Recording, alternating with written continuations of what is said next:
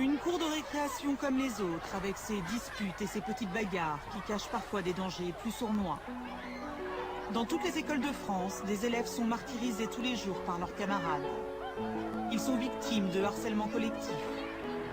Un enfant sur 10 est concerné par le harcèlement dans la cour de son établissement scolaire en France. Un rapport qui fait état d'une augmentation inquiétante du nombre de cas de violence à l'école. Petite Émilie, 6 ans et demi, est l'unique fille d'une famille reconstruite. Une mère pour qui elle est toute sa vie, et un beau-père qui l'aime comme si elle était de lui. Si gentille, si belle, les yeux qu'ensorcellent, pour ceux de sa mère, elle en était la prunelle. Elle ne pouvait pas vivre l'une sans elle, leur relation était devenue plus que fusionnelle.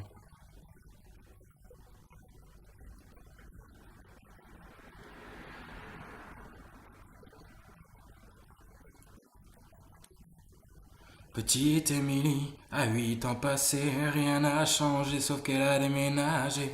Fini la campagne isolée, elle vit maintenant en ville car sa maman fut mutée. Une nouvelle école, de nouveaux amis, elle ne mit pas longtemps à s'adapter à cette vie. Du haut de ses 8 ans, on peut dire qu'elle est ravie car tout va pour le mieux pour petite Émilie.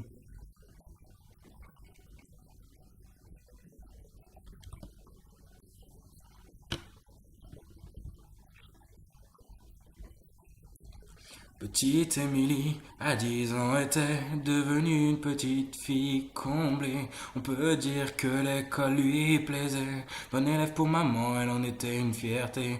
Un peu rondelette, de bonnes petites joues. Elle essuie les critiques de quelques jaloux. Devant les profils, l'appelait bouffe-tout. Mais ce ne sont que les enfants après tout.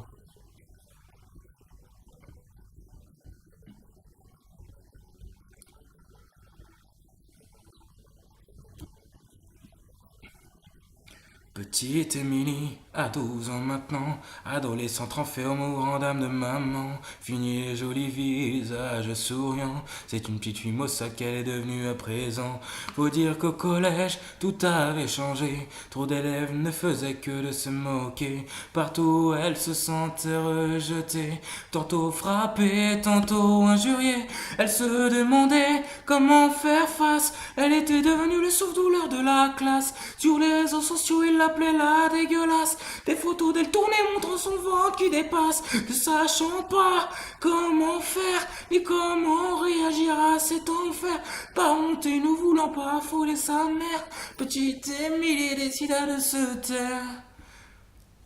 Mais un soir de décembre, petite Émilie rentra chez elle dénudée. Ses camarades, tous ensemble, l'avaient enfermée dans le vestiaire pour la doucher. C'en était trop pour elle, trop qu'elle ne puisse encore supporter. Alors elle étendit ses ailes et prit son envol vers la paix.